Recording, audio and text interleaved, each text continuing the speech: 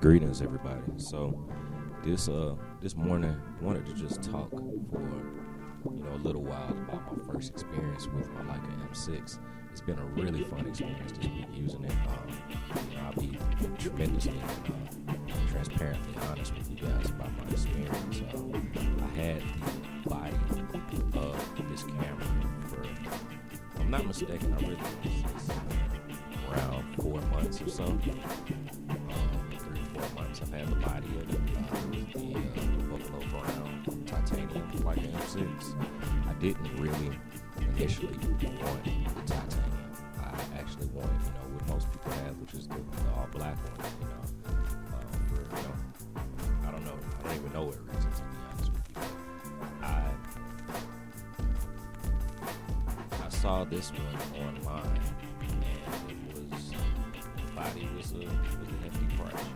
They say you can typically acquire one for something around $1,500 to $1,800 price, but it constantly rising in price as of late in the last couple of years. So I won't get into the price. I made a hefty amount of the body, but I studied, read so much about the camera, and I wanted to know, what was the hype about it. So, I had the Leica strap from my queue, and I began to place the strap on here quite some time later. And I remember when I first acquired it, one of the first things that I did was I put it on, held it.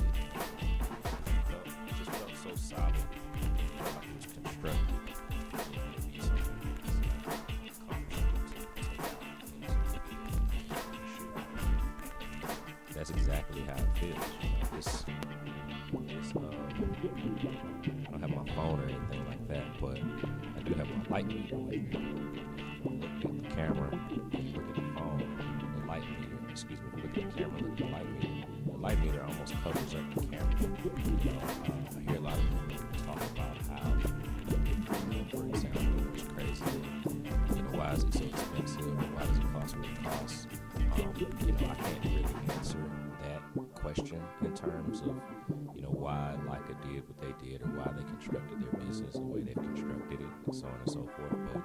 But many amazing photographers have used these over time. We all know. Maybe that's not an amazing enough reason for the price point, but such as everything else that exists in the world, But in terms of how I substantiate the value that they place on it, I definitely believe that, once I held it, I understood. Your average jacket pocket, interior jacket pocket inside your jacket and so on and so forth. This camera can fit in there, and I didn't realize that I would probably be paying equal to or greater than for the actual Leica lens. So I had the body for, like I said, about 3 to 4 months, maybe even longer, and I had no lens on, and I felt somewhat, I don't know. I wanted to be able to shoot with it immediately when I had it because of the way it feels in the hands. It does inspire you to have your camera everywhere that you go, and I completely get why some people only have this one camera in their setup, and this is all that they carry. My entire first week with my Leica M6, I shot. Let me see. Well, I have a Ilford HP5 loaded into here right now. But yeah, so I shot some HP5 my first week. I shot this Kono, what is this called? Rihanna. It's not reanimated film. I can't see what it says, but it's monolit ISO 64 black and white film. Very, very grainy. Sorry, it's not focusing on. I got the microphone in my hand, so I can't really help with that right now. So, you can look up the Kono. And this other roll I shot was, that's the Kono. So in my first week I shot about 4 rolls of film on this on this camera. Onto the lens, you know, I ended up purchasing the. Well, I mean, I guess you can say I purchased it, but I traded in my Leica Q for 35 millimeter Summicron. So I have a Summicron on here. It's the Canadian version, and you know, I don't really know how the images look yet because I haven't developed any of these images yet. But just my sheer experience with the Leica M6, you know,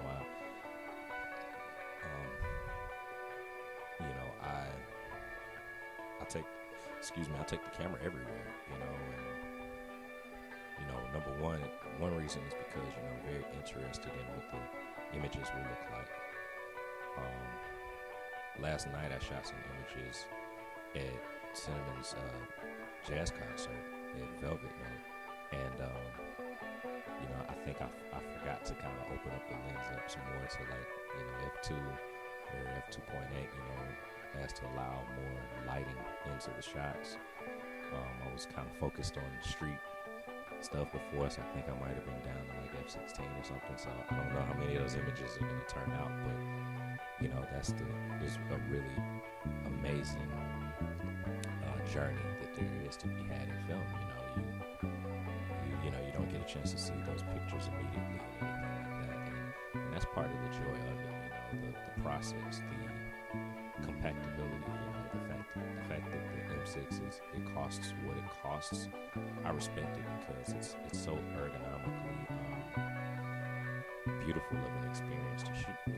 You know, I hear a lot of people talking about not really liking the entire focus system of the rangefinders, but you know, it was new to me as well. It doesn't strike me as you know, focusing doesn't strike me as something that they meant for you to be constantly doing with this camera. They wanted you to be able to focus on, like everybody says in every YouTube video about this camera, they wanted you to be able to focus on the actual composition of your images, and instead of being focused and always in the lens, which is why they had to, in my opinion, why they set up the rangefinder system and the reason it is the way it is. You know, there's you know, some placements of the focal tab where, you know, you can know that certain images will be in focus at a certain distance, and I'm looking forward to learning how to activate these systems in regards to, you know, my own personal style. But I love it, you know, I really love to shoot with it. It's very fun. It's extremely quiet. Most of the time when I shoot it, people are still in their pose once I've already taken the photograph. Even though I shoot on 2 and I don't shoot on 3, you know, when I tell people, I love the fact that I decided to go with 35 millimeter. It's very popular right now to shoot on 28 millimeter. People are, you know, they're different styles, they're different types of shooters, but I really wanted to be able to shoot some portraits with this lens in the fact that in a situation or in the opportunity that I actually had the moment to be able to capture such. So I'm really amazed at it. I'm really happy with it. You know, it pretty much, you know, it goes where I go. You know, I do find myself appreciating the photojournalism style of shooting. So it's very fun. I enjoy it. I get immense gratification from doing so. I'm learning my ins and outs around the camera and its own quirks. The only thing I think I had an issue with, well, a lot of issues, you know. First of all, you know, it's easy to kind of just be turning the shutter speed knob without looking or knowing where you are when you're trying to meter. You know, when I'm trying to meter for the light, sometimes I think it's good and it's not good. I remember I started winding the rewind lever, you know, right here to let the film back into the canister, and I was turning the knob the wrong direction. I literally unscrewed the knob off the top, and I was holding the knob in my hand because I was unscrewing it. I was twisting the rewind lever the wrong way.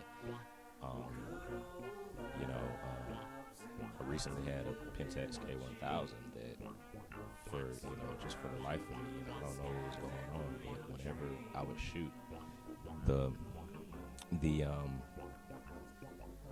the film wouldn't get caught up in the gears properly. So I, the counter would say, that I was at 36 shots or something like that, and I'm thinking it's time to rewind or whatever, and I open up the camera in order to get ready to wind it up into the film canister, and it looks like it's on like exposure number 15. I never had that problem with this camera. I've shot 3 to 4 rolls. I think 3 rolls within the first. I really want to say more like 2 weeks, because my lens came about a week ago.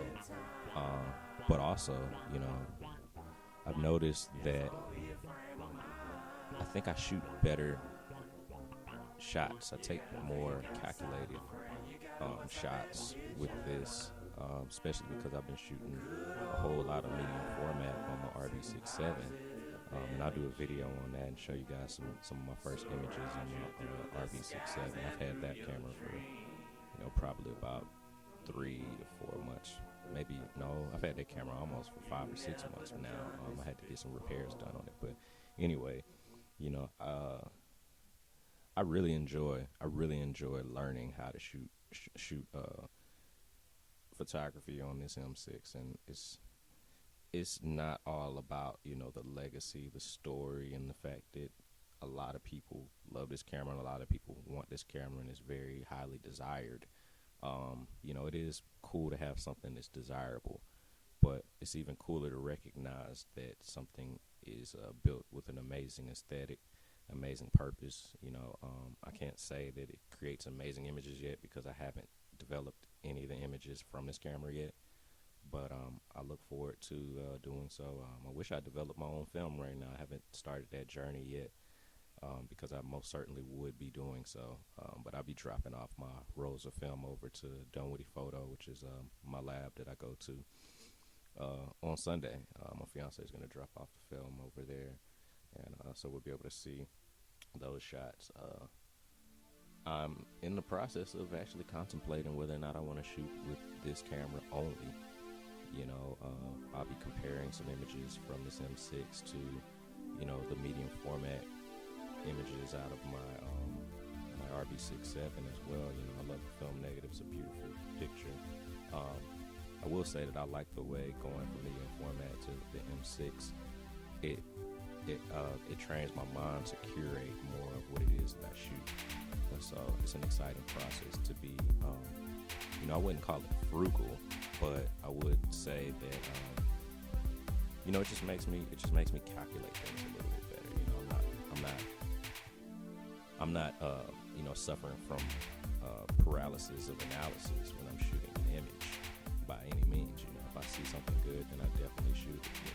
There are certain subject matters that I enjoy shooting, but I feel like it's a Christmas day when I've gone from having 10 exposures on a film roll to having 36 exposures on a film roll, and then get a chance to have it all at this very small, compact size. And also when I load this film,